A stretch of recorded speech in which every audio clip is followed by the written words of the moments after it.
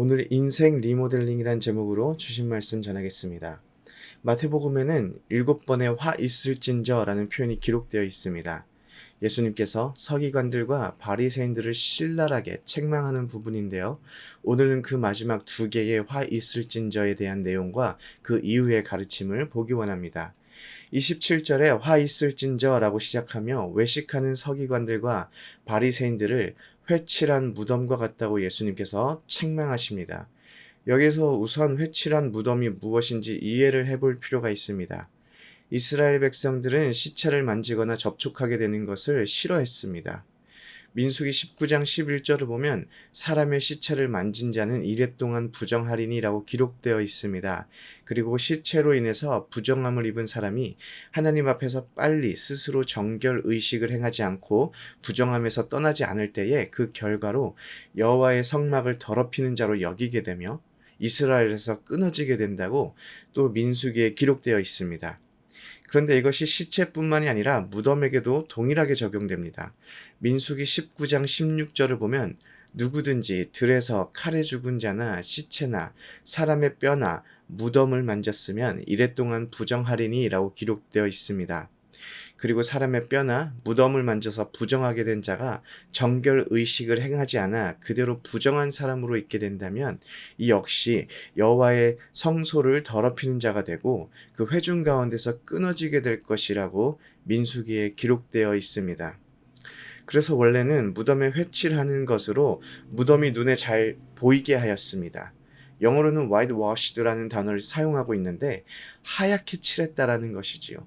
무심결에 자신도 모르게 무덤에 접촉하는 것을 피하기 위함입니다. 특히 대규모로 순례자들이 예루살렘에 찾아오는 6월절 절기 같을 때에는 더욱 무덤에 회칠을 해서 눈에 잘 보이게 만들었습니다.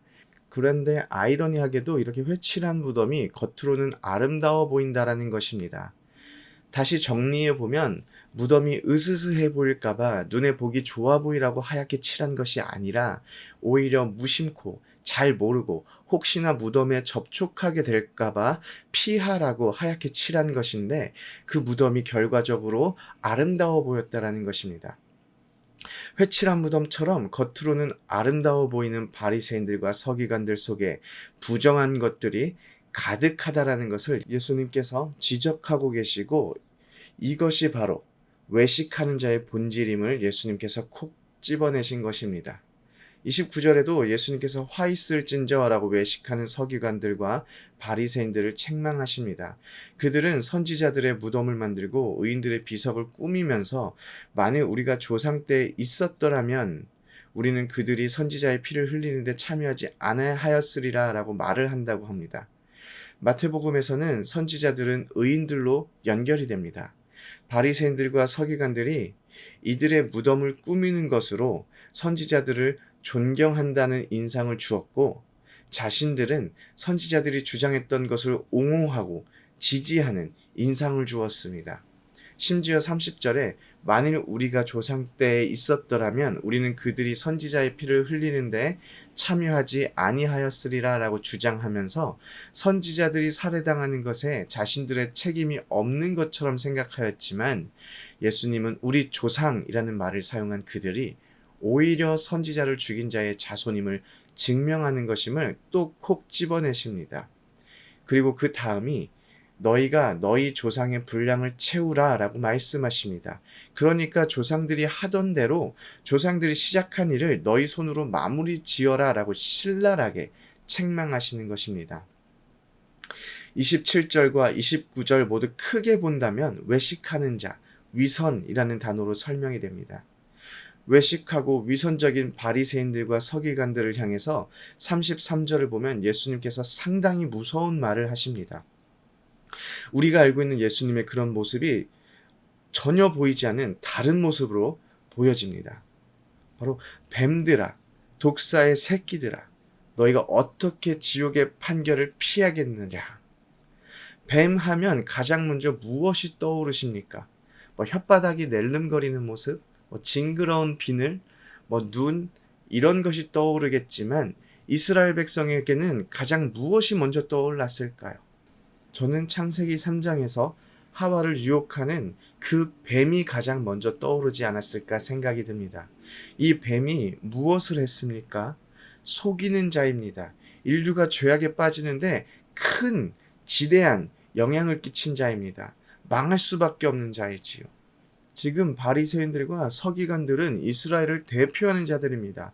이스라엘의 종교 지도자들이고 또 율법을 열심히 지킨다고 정평이 나 있는 그런 사람들입니다. 그 사람들을 뱀이라고 불렀다라는 것은 참 충격적인 사건이지요. 바리새인들과 서기관들의 행위에 대해서 예수님께서 이렇게까지 심각하게 경고하시는 것을 확인할 수가 있습니다.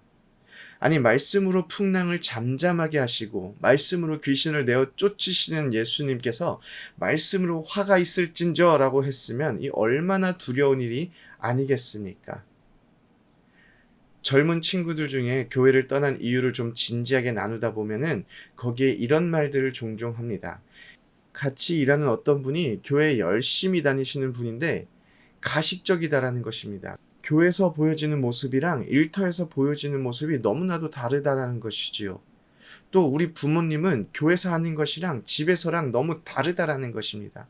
그러면서 기독교인들은 위선적이다라는 것이지요.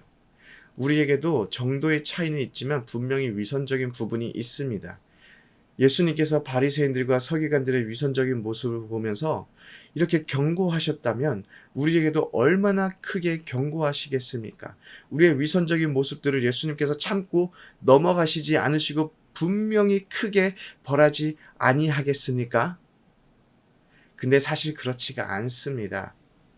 우리에게도 여전히 세상의 흔적들, 위선적인 부분들이 남아있지만 그것으로 인해서 예수님께서 우리를 독사의 새끼들아 부르시지 않으십니다. 왜냐하면 우리는 예수 그리스도를 우리의 삶의 주인으로 모시며 살아가며 성화의 과정을 걸어가고 있기 때문입니다. 예를 들어서 어떤 사람이 새 집을 구입했습니다. 새 집에 들어가면서 가장 먼저 무엇을 시작할까요? 그 집을 고치겠지요. 물이 새는 곳은 없는지, 낡은 곳은 없는지, 벽이 빨간색이라서 내 취향과 맞지 않으니까 밝은 하늘색으로 다시 칠한다든지 내 취향대로 다시 만들어 갑니다. 그 집을 리모델링 하는 것이지요. 그 집이 낡고 엉망이라고 해서 그 집을 저주하며 버리지 않고 잘 살아갈 수 있도록 내가 원하는 모습대로 바꿔가는 그 과정을 거칩니다. 우리의 주인은 세상에서 예수 그리스도로 바뀌었습니다. 그분이 우리의 삶 가운데 주인으로 오셔서 우리의 삶을 바꿔 나가십니다. 우리 가운데 모자란 것 고치시고 낡은 곳을 새로 하시고 예수님의 마음에 들지 않는 부분들은 예수님께서 원하시는 모습으로 바꿔가는 그러한 과정 가운데 우리가 있다라는 것입니다.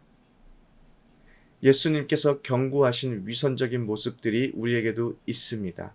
그리고 분명히 예수님께서는 우리 가운데 이 부분들을 고쳐 나가실 것입니다. 우리의 예배가 교회 안에서 머무는 것이 아니라 우리의 삶이 그 예배가 되어가기 시작한다면 교회에서만 예수님을 만나는 것이 아니라 일터에서, 가정에서, 내 방에서, 화장실에서, 운전하면서 예수님을 만나고 계시다면 우리의 삶은 예수 그리스도께서 원하시는 모습대로 변화되어 갈 것입니다. 오늘 하루를 살아내는 삶 속에서도 예수 그리스도의 동행하심이 단순히 내가 하는 일이 잘 되는 것을 말하는 것이 아니라 예수 그리스도의 동행하심이 우리의 삶이 예배가 되어야 함을 기억하는 그런 하루를 보내시기를 소원합니다. 아멘.